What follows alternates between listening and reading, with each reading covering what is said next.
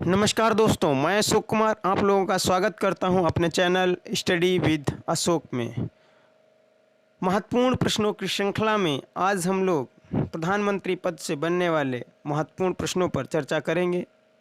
यदि आप किसी भी एक दिवसीय परीक्षा की तैयारी करते हैं तो बने रहें हमारे साथ। आप लोगों का ज़्यादा समय न लेते हुए चलते हैं पहले प्रश्न पर। आज का पहला प्रश्न है कि सबसे अधिक उम्र के प्रधानमंत्री थे। आपको बताना है कि दिए गए विकल्पों में से कौन से प्रधानमंत्री सबसे अधिक उम्र के थे। इसका सही जवाब होगा विकल्प सी, मोरारजी देसाई। आपको बता दें कि मोरारजी देसाई सबसे अधिक उम्र के प्रधानमंत्री थे और राजीव गांधी सबसे कम उम्र के प्रधानमंत्री थे। आपको ध्यान रखना है। चलते हैं अगले प्रश्न पर। अगला प्रश्न है कि अविश्वास प्रस्ताव द्वारा हटाए गए प्रथम प्रधानमंत्री कौन थे। विकल्प ए आई के गुजराल, विकल्प बी एच डी देवेगौड़ा, विकल्प सी चंद्रशेखर, विकल्प डी विश्वनाथ प्रताप सिंह। आशा करते हैं दोस्तों आपने सही विकल्प चुन लिया होगा। इसका सही विकल्प होगा विकल्प डी विश्वनाथ प्रताप। ऐसे प्रधानमंत्री थे जिनके खिलाफ अविश्वास प्रस्ताव प्रस्तुत करके या पारित करके इनको प्रधानमंत्री पद से हटाया गया था। चलते हैं अगले प्रश्न पर। अगला प्रश्न है कौन प्रधानमंत्री पद पर होते हुए भी कभी लोकसभा नहीं गए। विकल्प ए एच डी देवेगौड़ा, विकल्प बी चंद्रशेखर, विकल्प सी चौधरी चरण सिंह, विकल्प डी मोरारजी देसाई। तो आशा करते हैं दोस्तों आपने सही विकल्प चुन लिया होगा। इसका सही विकल्प होगा विकल्प सी चाचा चौधरी चरण सिंह। ऐसे प्रधानमंत्री थे जो कभी लोकसभा या संसद नहीं गए प्रधानमंत्री पद पर होते हुए। चलते हैं अगले प्रश्न पर।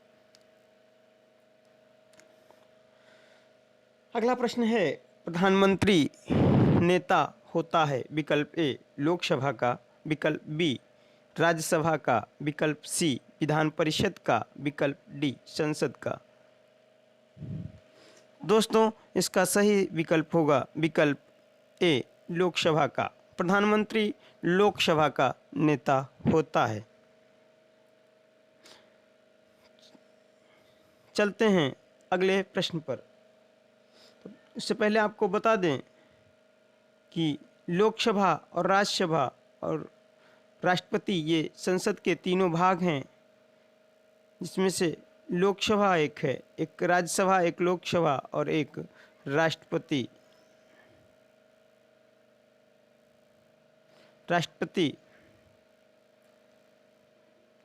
जिसमें लोकसभा को निचला सदन कहते हैं और राज्यसभा को उच्च सदन कहते हैं।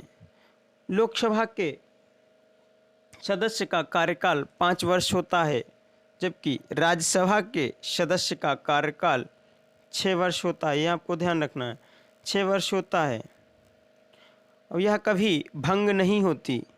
लोकसभा 5 वर्ष के बाद यह प्रधानमंत्री की सलाह पर राष्ट्रपति द्वारा कभी भी भंग की जा सकती है। चलते हैं अगले प्रश्न पर। अगला प्रश्न है प्रथम गैर कांग्रेसी प्रधानमंत्री कौन थे। विकल्प ए चंद्रशेखर, विकल्प बी मनमोहन सिंह, विकल्प सी मोरारजी देसाई, विकल्प डी अटल बिहारी वाजपेयी। दोस्तों आपको बताना है कि दिए गए विकल्पों में से कौन से ऐसे प्रधानमंत्री थे जो कांग्रेस के नहीं थे या कांग्रेस पार्टी से नहीं थे।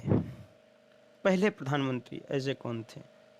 तो आपको बता दें इसका सही विकल्प होगा सी मोरारजी देसाई।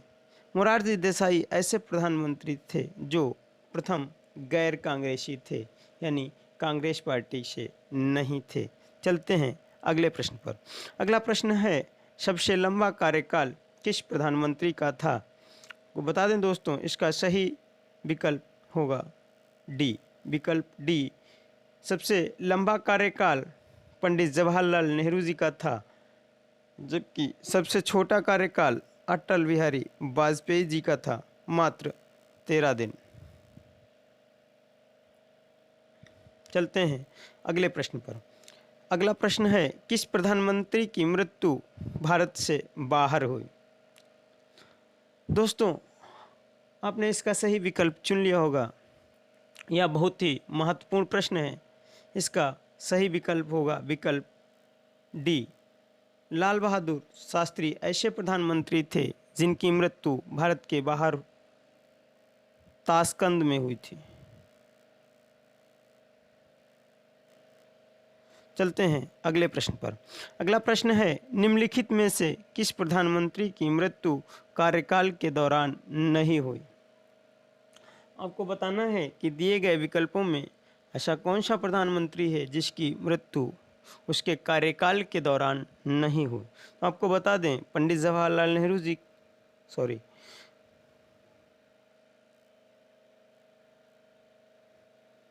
पंडित जवाहरलाल नेहरू जी की मृत्यु उनके कार्यकाल के दौरान हुई।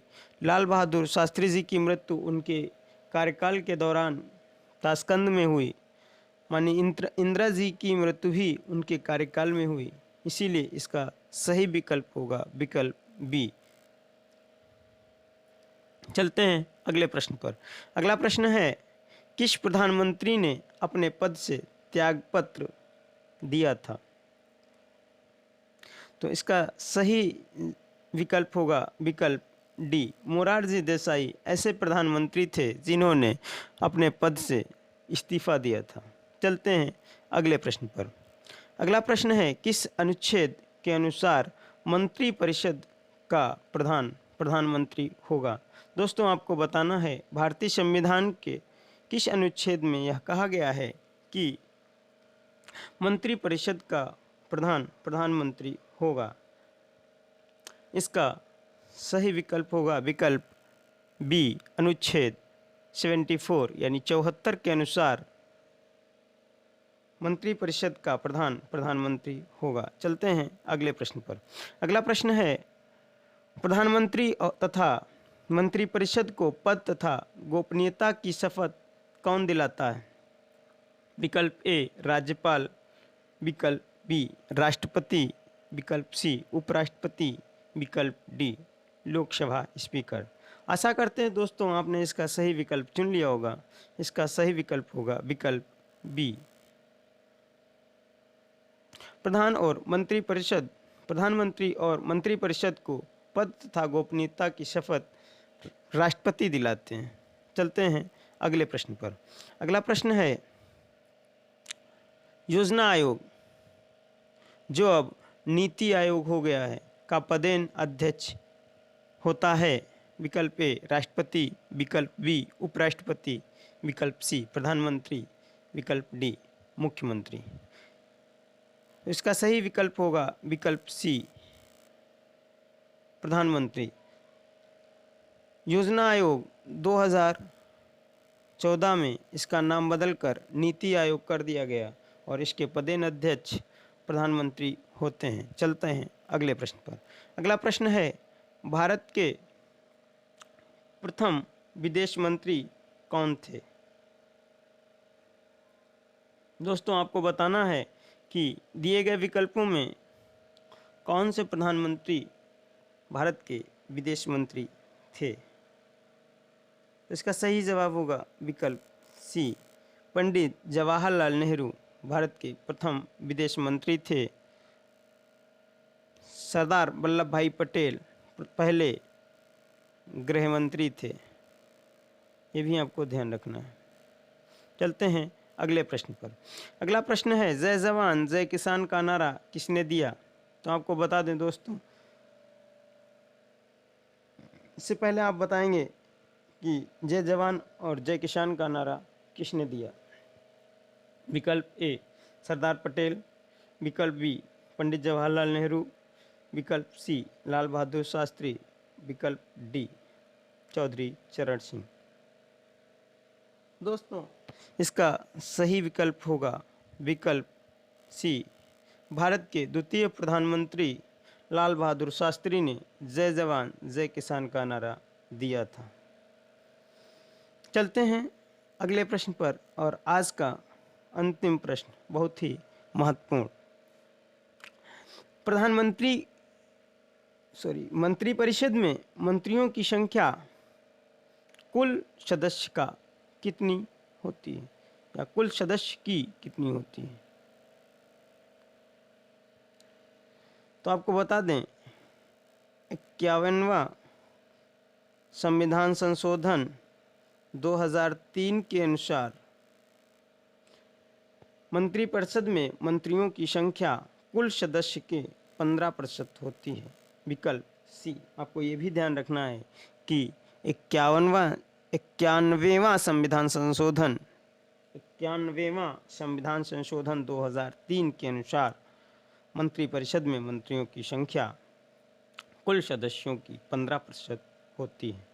आशा करते हैं दोस्तों आप लोगों को वीडियो पसंद आया होगा। यदि वीडियो पसंद आया है तो वीडियो को लाइक करें, दोस्तों के पास शेयर करें और चैनल को सब्सक्राइब करें। उससे पहले आपको बता दें, एक बार सभी भारत के प्रधानमंत्री अब तक जितने लोग हुए हैं आपको सबसे रूबरू कराते हैं। पहले प्रधानमंत्री जवाहरलाल नेहरू जी, उसके बाद उनकी मृत्यु कार्यकाल के दौरान हो गई, इसीलिए कार्यवाहक प्रधानमंत्री के रूप में गुलजारी लाल नंदा जी। उसके बाद दूसरे प्रधानमंत्री लाल बहादुर शास्त्री जी, उनकी भी कार्यकाल के दौरान मृत्यु ताशकंद में हो गई थी। उसके बाद फिर कार्यवाहक प्रधानमंत्री के रूप में गुलजारी लाल नंदा जी बने। उसके बाद इंदिरा गांधी जी बनी। फिर यहाँ पर आपको ध्यान रखना है, इससे पहले ये मोरारजी देसाई जी हैं। इनसे पहले जितने भी प्रधानमंत्री हुए वो कांग्रेस पार्टी से थे। मोरारजी देसाई जी ऐसे प्रधानमंत्री थे जो कांग्रेस पार्टी से बिलोंग नहीं करते थे, ये गैर कांग्रेसी पहले प्रधानमंत्री थे। उसके बाद चरण सिंह जी, चौधरी चरण सिंह, जो कभी लोकसभा या संसद प्रधानमंत्री पद पर होते हुए लोकसभा या संसद नहीं गए। उसके बाद फिर इंदिरा गांधी जी, उसके बाद इनकी मृत्यु हो गई कार्यकाल के दौरान। इन आपको ध्यान रखना है, पंडित जवाहरलाल नेहरू जी और लाल बहादुर शास्त्री जी और इंदिरा गांधी, इन लोगों की मृत्यु कार्यकाल के दौरान हुई थी। इनके बाद फिर राजीव गांधी जी हुए, फिर विश्वनाथ प्रताप सिंह, जिनको अविश्वास प्रस्ताव द्वारा हटा दिया गया था, फिर चंद्रशेखर, फिर नरसिम्हा राव, अटल बिहारी वाजपेयी। इस कार्यकाल में मात्र ये 13 दिन के लिए प्रधानमंत्री हुए थे अटल बिहारी वाजपेयी जी। उसके बाद HD देवगौड़ा, इंद्र कुमार गुजराल, अटल बिहारी वाजपेयी, मनमोहन सिंह और नरेंद्र मोदी। इसमें एक आपको तथ्य याद रखना है कि मात्र एक ऐसे प्रधानमंत्री जिन्होंने आंतरिक अशांति कारण बताते हुए देश में आपातकाल की घोषणा की थी, इंदिरा गांधी जी ने ये काम किया था।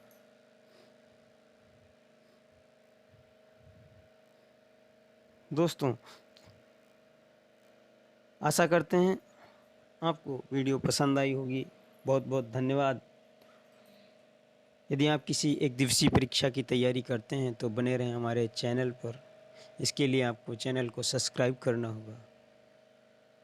यदि वीडियो पसंद आई हो तो लाइक करें, यदि ना पसंद आई हो तो डिसलाइक करें।